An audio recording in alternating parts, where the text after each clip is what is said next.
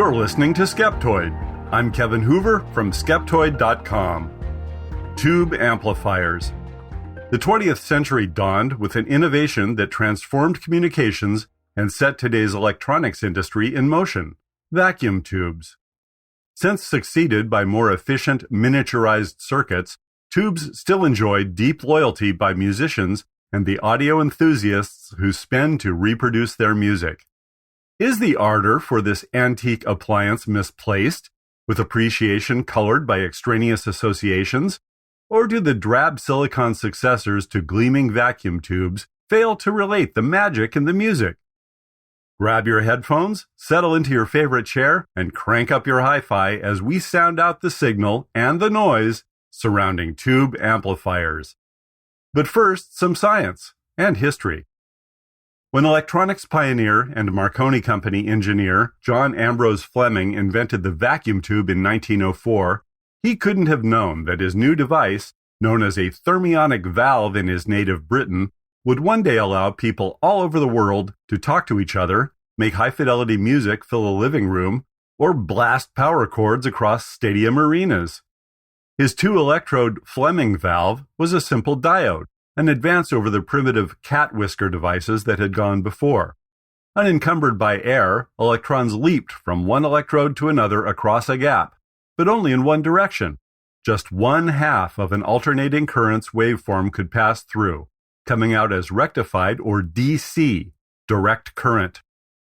Fleming, though honored as the father of modern electronics, didn't exploit the vacuum tube's full potential. The new device was transformed a few years later by inventor Lee DeForest. He added a key component which changed the thermionic diode into a triode.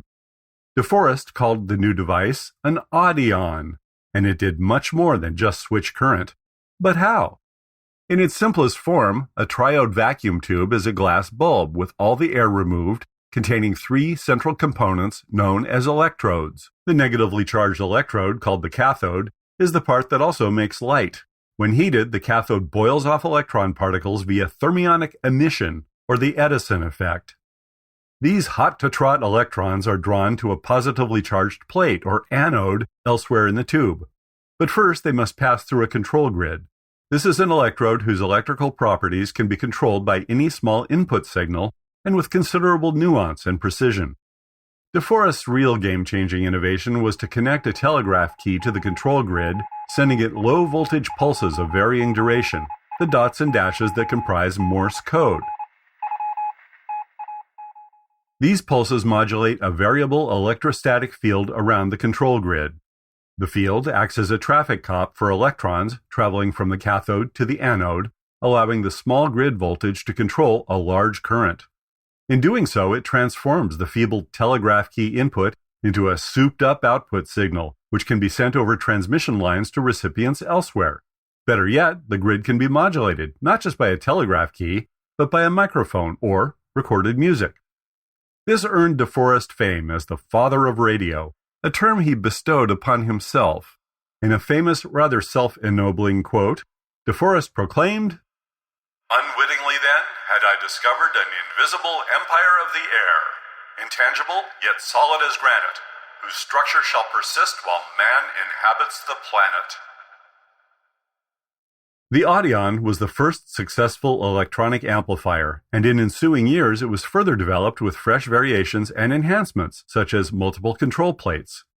Initial uses included long-distance telephone circuits, radio transmission, and by the 1920s, moving pictures with sound, the talkies. World War II drove further innovation of tube amplifiers for radio and radar, and tube amps would reign supreme for decades. The output of a microphone must be amplified before it can produce an audible sound through a loudspeaker. A device used to accomplish this is a vacuum tube amplifier, which increases low energy to a higher level in an identical waveform, or as nearly identical as possible. Improvements in materials science soon lifted the concept to a new level. Though it had been theorized earlier, it was in the late 1940s that Bell Labs was able to fabricate a primitive transistor using germanium. This effort later won the research team the 1956 Nobel Prize in Physics. Transistors operate on the same principle as a triode vacuum tube. Instead of a cathode, anode, and grid, transistors have a collector, emitter, and base. Current flows into the collector, is modulated by the base, the equivalent of the tube's grid, and flows out through the emitter. Transistors offer a lot of advantages over tubes.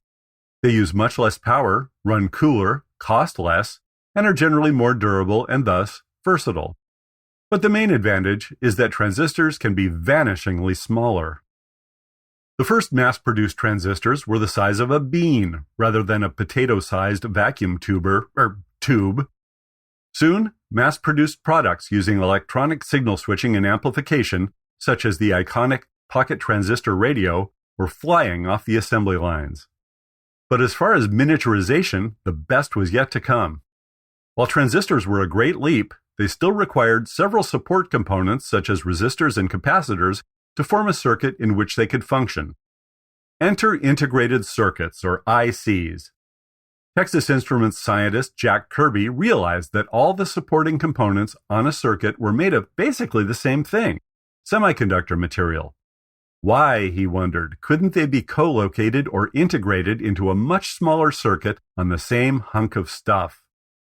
While such a thing had been previously theorized, in 1958, Kirby unveiled the first working model of an IC, an oscillator circuit on a tiny sliver of germanium measuring less than a half-inch across and just 1/16 of an inch thick. This highly engineered hunk of metalloid earned Kirby a Nobel Prize in Physics in the year 2000. The IC's early adopters were the 1960s military and space program, but it wasn't long before consumer electronics started using them in audio applications and later, computers. Today, thanks to photolithography, where circuits are simply printed, ICs integrate millions, even billions of transistors on a single chip. With recent advances in nanotechnology, molecular-scale computing may soon provide functional transistors made of individual molecules that take advantage of quantum effects for switching and amplification. Even the silicon that ICs are made of could give way to newer, faster graphene. All this great progress must mean that vacuum tubes, like buggy whips, wax cylinders, and floppy disks, have wound up in the dustbin of technological history, right? Wrong. Like wristwatches, vinyl records, and even film cameras, there are those who eschew whiz-bang silicon for the comforting, bulky old tech of yesteryear, and that includes vacuum tubes. Tubes enjoy wide use today and show no sign of disappearing. They offer powerful amplification at high frequencies and are used in radio and television transmitters, in microwave ovens, particle accelerators, and other specialized applications. But vacuum tubes' fiercest defenders are those with an ear for music, those who appreciate it, and they who make it. Manufacturers of home stereo equipment have invested heavily in perfect sound reproduction and have all but achieved it. A textbook definition of sonic perfection might be the faithful replication of a signal, in this case music, with no added distortion. The sound coming from the speakers would be as true as possible to the original, a precise, magnified version of the waveform fed into the amplifier. Problem solved. Or not. Take a look at reader discussions on audiophile websites, and you'll find that slavish accuracy in sound reproduction is exactly what many audio aficionados do not want. They tend to favor tube amplifiers, and will pay a pretty penny to get them. Tube amps, they acknowledge, do add their own flavors to the music.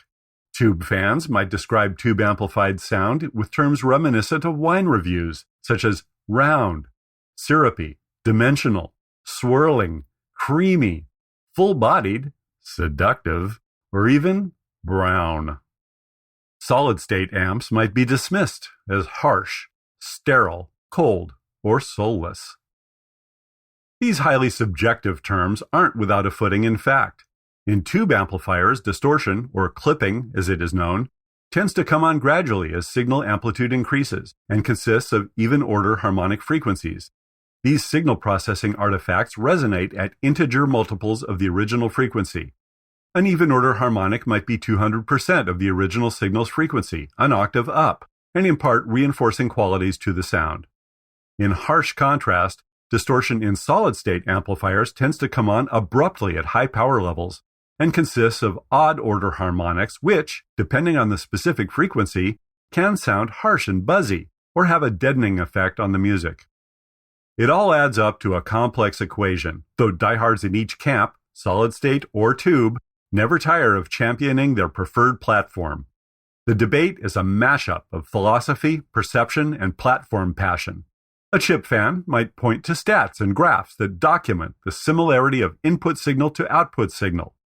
It seems logical that this precise sound reproduction better places the source material, the musician, into the listener's presence. But tube trumpeters call that listening with your eyes. Listening is done where music actually dwells, in the mind. Thus, they say, perception trumps data. Hybrid amplifiers try to combine the best of both worlds, but depending on your sonic philosophy, they may strike you as either a compromise or a synergy.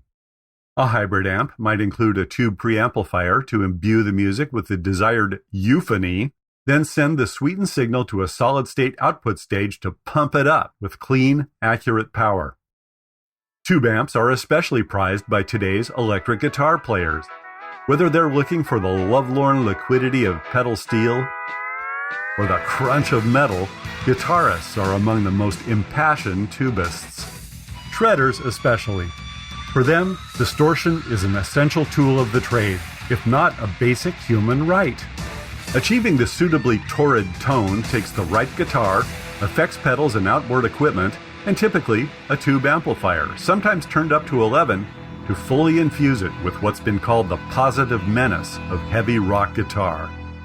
Multiple major manufacturers service the music industry with ever-evolving lines of tube, solid-state, and hybrid amps. There are scores of A-list household name guitar players in both camps who will mix and match their gear to create a signature sound.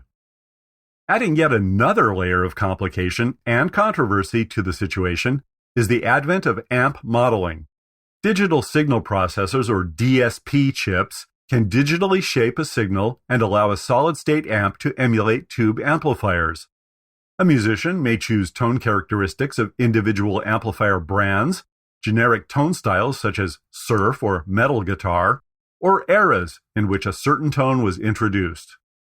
DSPs can also mimic the characteristic tones imparted by specific guitars, effects pedals, and speaker cabinets, albeit with varying degrees of sound-alike success. YouTube is loaded with A/B comparisons, and they sometimes confound expectations. Still, the basic tube amp soldiers on. Even the fanciest of today's guitar amps, with all their add-ons and digital enhancements, still rely at their heart on the basic thermionic valve.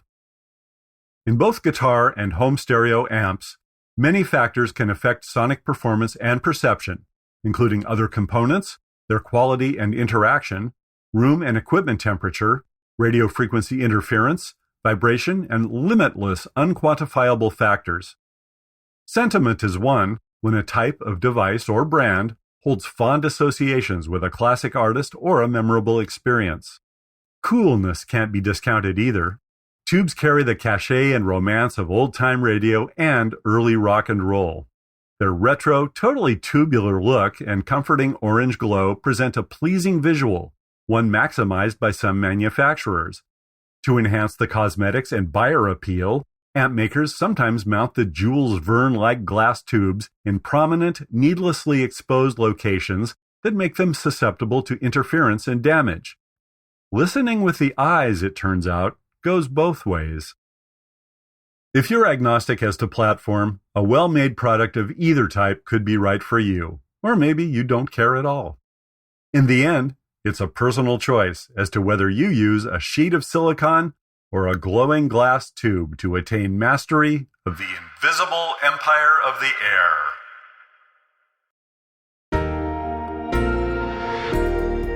Skeptoid is not just a hobby, it's a non-profit public charity. Just as you depend on a new show every week, we depend on your monthly micropayment. If you're not already a supporter, please come to Skeptoid.com and click on Support Skeptoid and make this a two-way street for many years to come. You're listening to Skeptoid, a listener-supported program. I'm Kevin Hoover from Skeptoid.com.